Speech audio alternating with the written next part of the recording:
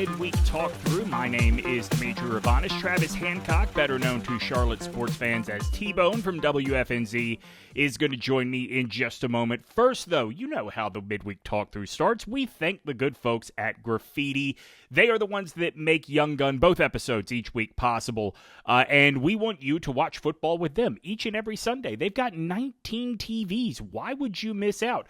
Plus 3 different levels of specials for bourbon pours. There they are on the screen. $10, $9, and $8, different levels there for you to check out, plus weekly beer specials as well, and weekly prizes. It's a party every Sunday at Graffiti, and plus, if you have someone in your group who's not the world's biggest football fan, no problem. A, they're going to be impressed with the art on the walls. B, they're going to be impressed by the very cool drink selection that is changing all the time. And of course, there are axes to throw. Graffiti has something for everybody on a football Sunday. So if you have not checked them out already, do it now. 158 East Cedar Street in downtown Cary. Support them because they support us. It's Graffiti, 158 East Cedar Street in downtown Cary. In addition to both of us being part of the North Carolina sports media scene, T-Bone and I have bonded deeply over our mutual love for the Golden Girls.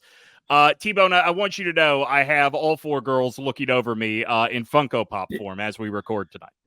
Yeah, I have some that sit in my car, and also wherever I need to go and I need a little lift, our girls are certainly with us, right?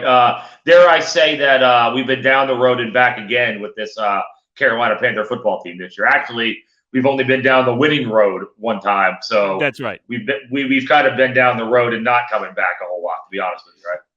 So the reason I wanted to have you on is because you are pretty outspoken on social media about the way fans are, I guess already losing faith, already ready to be off of the Bryce bandwagon. How frustrating has it been to talk to fans every morning on WFNZ, whether it is you coming back at them on social media? Tell me about the worst of the worst you're seeing with the criticism. Well, it feels like we're in a Groundhog Day, right? It feels like there's no reprieve. It's not like, even as weird as it sounds, a 3 or 4 win team would at least have some gaps in the discussions along the way. Ours is the same, and same with you and what you're doing, the same narrative every week. And it feels like there's a lot of, the Stroud-Bryce discussion dominated a lot of our talk in the pre-draft process. And it feels like a lot of people that wanted Stroud are now just anti-Bryce, and they won't move off of that. They won't give him a chance. Bryce is a great kid.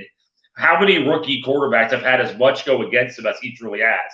When you talk about the constant play calling changes, 2 head coaches, offensive line that is, we're not even sure that they know they're allowed to even block most of the time. Weapons that are just, nothing's worked out but really Adam Thielen and all they've done. But yet people want to put it on him. And yeah, I think he's shook a little bit right now, but the fans seem to almost take a weird pride, a weird joy, some of them, in their own guys struggling.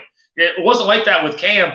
Cam had detractors, don't get me wrong, and he had some weird detractors along the way. But it felt like, it's hard to explain, but it feels like we're just getting to know this guy. You guys are already giving up on him, and it's a weird dynamic that I'm sure you and I just don't quite understand.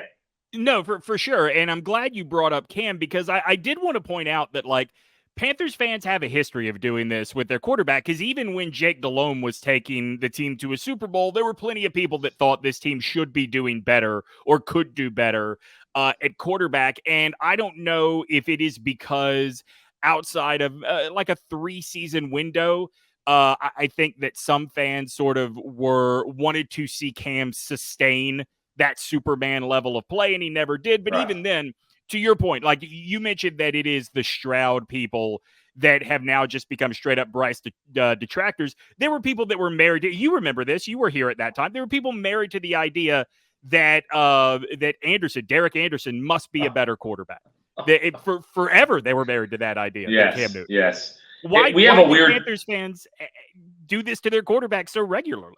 Look, it's not even just the quarterback. We have a weird dynamic here where Panther fans are always on the actual good players, like J.C. Horn. Now, look, J.C. Horn's been injured, so that's part of it, but they're on Horn.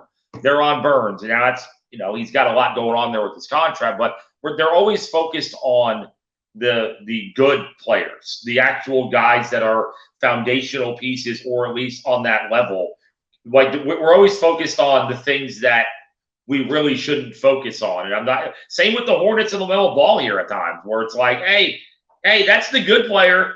That's the guy that's actually the all-star. Can we focus on some of the other stuff that's a negative? It's just it's a weird fan dynamic. The Panther fan base is just in a very weird spot. And I think part of it is all we have to do is fight each other right now, because we can't really fight the other fan bases. Like 2015, it was like we were all moving in the same direction, or any really good year.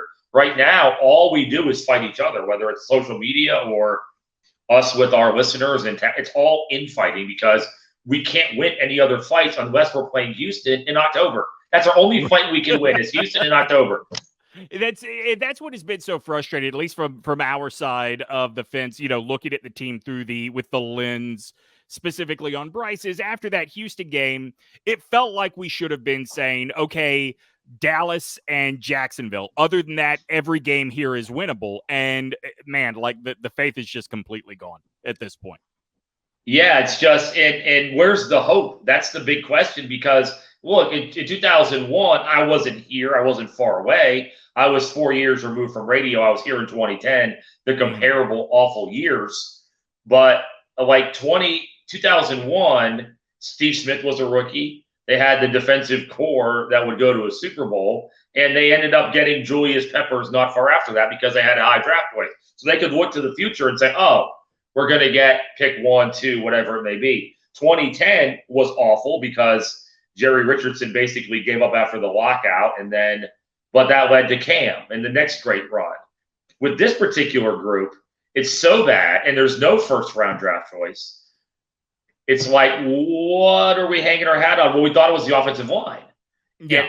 And again, it's been so bad. We thought Icky was a foundational piece, and now we're not even sure where Icky belongs on the offensive line. We looked so long for a left tackle, and now I love Icky, but now you go, oh, we've got a left tackle problem too. Oh, we've got a center problem. We thought all these things were alleviated, and I don't know how you can possibly fix all this. It's almost like we're tearing down a teardown. We're not even getting the building half up anymore, and now we have to figure out so many weapons and offensive line and head guys. It's just, oh God, it's maddening. Sometimes we just make noises now on the air. I mean, what else can you do, right? Have you, by any chance, heard Lauren's theory that Icky has some sort of vision issue going on?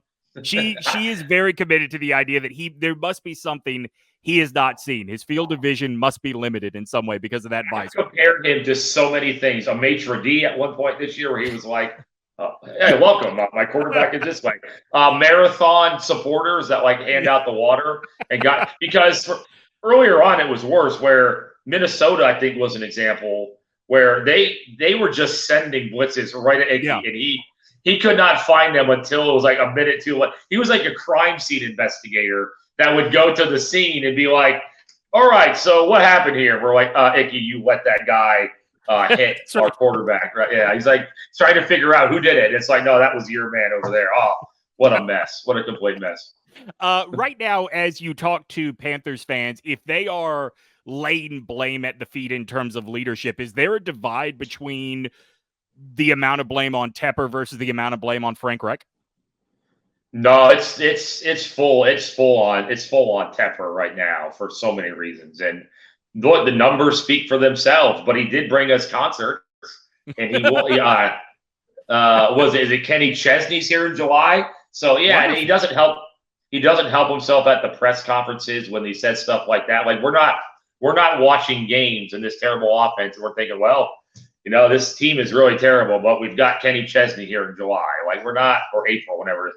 So yeah, no, he's one of the more despised figures, because Jerry, despite the behavior and how it went down, Jerry Richardson still has supporters, and somehow. What's interesting? Because he brought the team here. He brought the team here, so that's what people lean on for that. I've been thinking about this this week because, the behavior, like it was a gots to go situation, right? Like you couldn't keep that guy around. However, I do think one of the big juxtapositions is that Jerry Richardson not only brought the team here, he had football experience, right? He was of that world, and he understood and valued what it meant to be in the NFL. And Tepper so nakedly believes that, I make the comparison to Elon Musk running Twitter all the time. Well, he's a billionaire. He must be a genius. And clearly it's a skill set that escapes him, but he just cannot accept that there are things football guys know that he just can't from not being in it day to day for years and years. The funniest thing to me is I think when you count that Charlotte FC hired today with interim coaches in both soccer and football, I think that the next coach of the Panthers will be coach number 9 that he's had overall. Yeah. So in what, like 5 or 6 years? And he came from Pittsburgh. They've had 3 coaches since like 1792. And somehow you have 9 coaches on your sports team in 6 years. And that's not even counting like the amount of people in that building that leave or get run out there. I had a person reach out to me not long ago that worked there that we probably know mutually. And the words were, "Oh my God, I'm free." I'm like, wow, that says a lot about what, okay. Well, you're working for a professional sports team. Now you don't really have a job and you're happy with that. Yeah. Want to cut into the action real quick to ask you to do us a favor here at OG Media. Go to ogtrianglemedia.com. We've got our brand survey going on right now, and it only goes on through this coming Friday. We are going to shut down the survey on December 15th. We had already over 600 of you have replied. Thank you so much. It's going to help us really paint a vivid picture of who exactly is listening to OG Media podcasts, and will help us figure out what it is we are going to do new and different and exciting in 2024. We've got some ideas. We just want to make sure they line up with what it is you want. So make your voice heard. Help us help entertain you better. ogtrianglemedia.com to take the survey if you have not done so already. Also, every Tuesday night, 7 p.m., you can watch The Big Show, the OG, the mothership of Young Gun. I guess I shouldn't say the OG, given who our partners are here. But Young Gun, Lauren and I, a version airs each and every Tuesday on Origin Sports TV. You have it on your fast TV services. Xumo, Roku, Samsung TV Plus, Amazon Freevee, you name it. Look for Origin Sports TV, and each and every Tuesday night at 7 on Origin Sports, look for Young Gun. I think one of the things that is interesting about Dave Tepper, and you mentioned his history with the Pittsburgh Steelers, is if you ever wondered how much minority owners have a say in Pittsburgh, like this should tell you 1,000%. Like the Rudy family tells them to shut the hell up and sit in the back, obviously, right? Well, there's a story that, because I'm always like, if Mike Tomlin's available, you got to go blank check that dude. I don't know what you got to give up. But apparently there's a story that Mike Florio had out a couple of years ago that Tepper was one of 15 minority owners that formed this group that didn't want Mike Tomlin to be the coach anymore. Who won that battle, by the way? Yeah, that didn't work out. So, also people are, Mike Tomlin will never work for him because he wanted him fired. We've seen how many times in sports where all of a sudden it's like, those two guys paired back together. I think Mike Tomlin's going to TV, to be honest. I think that's where he's a highly sought-after TV guy, so I'm not saying that's possible. But, that would be the guy that – would he listen to Mike Tomlin? Because he listens to nobody else, David Tepper. So he's got to have someone that he trusts. And that's why even the crazy thought of Greg Olsen to me was like, would he at least listen to Greg Olsen? Would he at least trust Greg Olsen? Like, we got to get someone the dude's going to listen to in here. So here is my question, because there is someone that we've heard today is likely going to be out of a job at the end of the season. How quick would Dave Tepper run to hire Bill Belichick if he hits the market? He's a flash guy. It would be the biggest story in sports. So whether it makes sense to us or not, right? He would be number one. Now, I'm not saying this out of turn because it was a big deal on our show a couple weeks ago. I was sitting here randomly like we are now a couple weeks ago, just cooking dinner. And I looked down at my phone and it's Phil Simms.